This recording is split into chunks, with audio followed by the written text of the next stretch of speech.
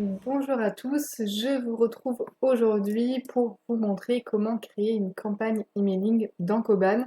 Donc pour ceux qui n'ont pas suivi notre vidéo précédente, sachez que vous devez préalablement créer un template email. Donc si vous ne l'avez pas encore fait, je vous invite à regarder notre vidéo précédente qui vous explique comment créer le template email. Donc là sur cette vidéo, on va vraiment se concentrer sur créer une campagne emailing, c'est-à-dire je vais créer une campagne, je vais définir un jour et une horaire d'envoi.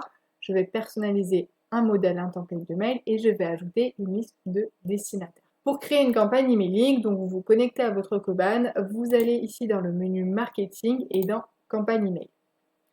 Donc là, vous avez la liste de vos campagnes email qui sont en brouillon, c'est-à-dire que vous avez déjà préparé mais que vous n'avez pas encore envoyé. Si vous voulez accéder à vos statistiques et à vos campagnes email que vous avez déjà envoyées, il suffit ici de switcher et de mettre du coup les campagnes terminées. Donc moi, je veux ajouter une nouvelle campagne parce que je veux en préparer une nouvelle. Donc je vais cliquer ici sur ajouter une campagne email. Donc je définis une date d'envoi et un heure d'envoi approximatif. Évidemment, vous pourrez toujours le modifier par la suite. Moi, je vais dire que je l'envoie le 22 juin et à 17h29. Ça me va bien. Je rentre ici le nom de ma campagne. Donc ça, c'est vraiment le nom en interne dans le listing de toute votre campagne. Donc je vais mettre newsletter juin 2023. J'entre ici le sujet de mon email. Donc cette fois-ci, c'est vraiment l'objet qui va s'envoyer dans la boîte de réception de vos destinataires. Hop, les nouveautés du mois de juin. OK. Et ensuite, je vais venir sélectionner un expéditeur email. Donc là, j'en ai qu'un. Sur votre compte, si vous n'avez aucun listing qui s'affiche ici, ça veut dire que vous n'avez pas paramétré les adresses expéditeurs. Donc pour cela, je vous invite à aller dans vos paramètres, module marketing et options emailing et vous pouvez ajouter de nouveaux expéditeurs. Donc moi, je sélectionne mon adresse mail. Je clique sur suivant. La Koban me demande de venir charger mon template que j'ai préalablement créé. Donc si vous avez suivi la dernière vidéo, vous vous souvenez du template qu'on a créé préalablement. Hop. Et je clique sur suivant. Et là, Koban me demande la troisième étape, c'est-à-dire d'importer une liste de destinataires. Donc vous avez différentes possibilités pour importer les destinataires. Premièrement, si vous n'avez pas encore votre liste de destinataires, si vous ne savez pas encore à qui vous souhaitez l'envoyer, vous pouvez tout simplement cliquer sur créer ici sans ajouter des destinataires. Vous pourrez en ajouter après par la suite. Si vous avez déjà votre listing, vous avez trois possibilités. Premièrement, vous utilisez une requête. Donc la requête, c'est dans Koban. Normalement, vous connaissez tous, c'est une liste de contacts ou d'entreprises qui ont des critères communs. Par exemple, je veux tous les contacts qui sont responsables commerciaux, qui sont dans une entreprise basée à Lyon. D'accord? Donc je vais vraiment faire mon ciblage, ma segmentation comme ça, et après je vais sélectionner la liste qui m'intéresse. Donc évidemment, cette requête, cette liste, il faut l'avoir préalablement créée sur votre compte Koban, donc soit au niveau de vos entreprises, soit au niveau de vos contacts. Si jamais vous n'êtes pas à l'aise avec la notion de requête, je vous invite à aller voir nos articles de support qui sont dédiés à ce sujet-là. Donc moi, en l'occurrence, j'ai déjà mes requêtes qui sont prêtes et je veux envoyer à toutes les entreprises qui ont un email. Donc je sélectionne ma requête sur les comptes et je clique sur créer. Deuxième possibilité, je peux venir importer un fichier. Donc là, c'est dans le cas où les contacts à qui je vais envoyer cet emailing ne sont pas encore dans Koban.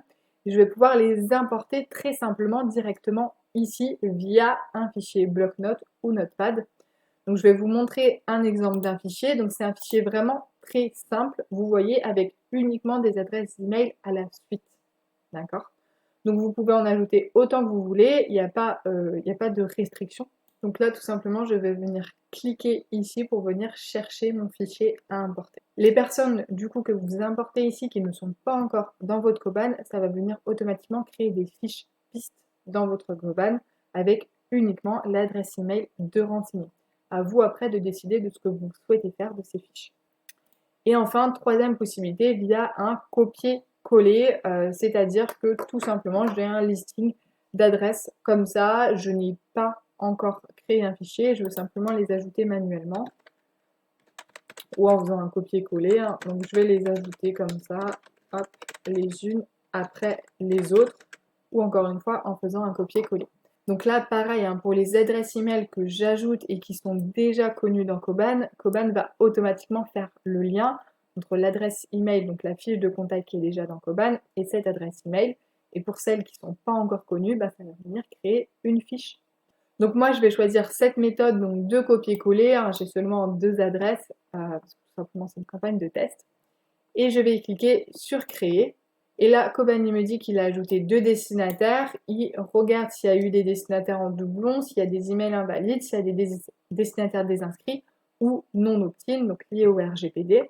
Là, il me dit qu'il y a 0 partout. S'il en avait trouvé un dans une de ces catégories, il l'aurait automatiquement enlevé du listing.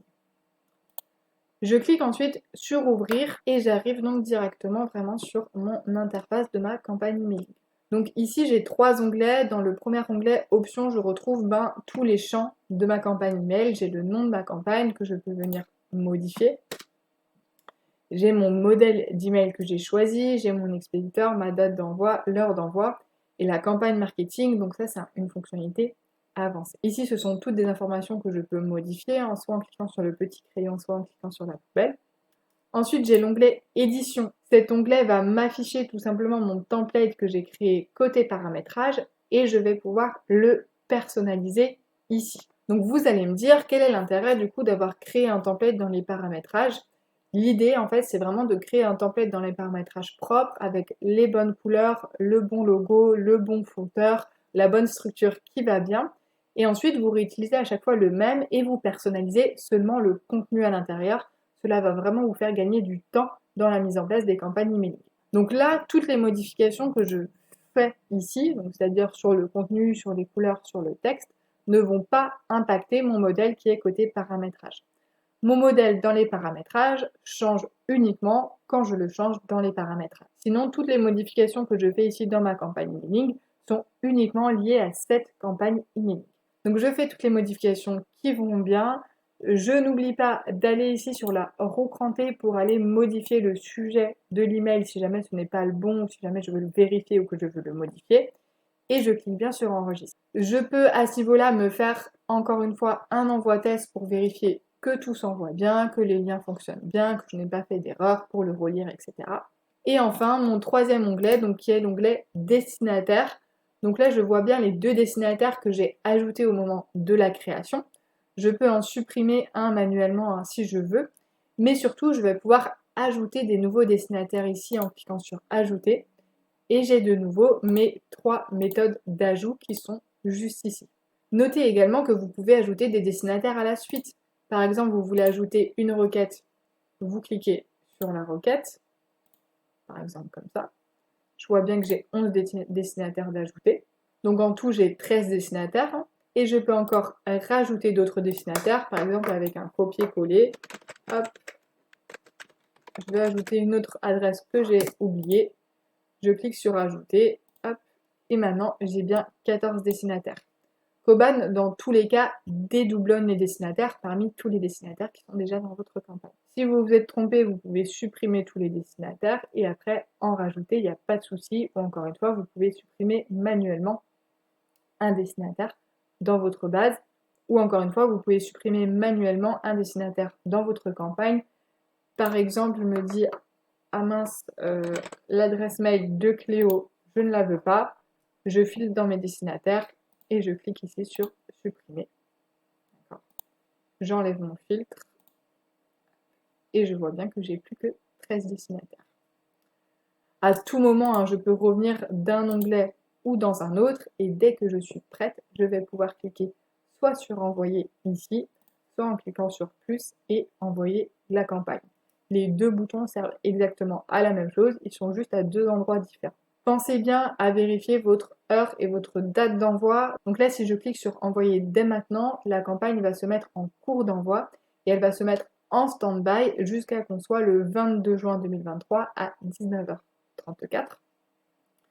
Si jamais ma date d'envoi est dépassée, donc imaginons que j'avais mis la date d'envoi au 5 juin et que je clique sur envoyer dès maintenant, et bien la campagne va s'envoyer automatiquement.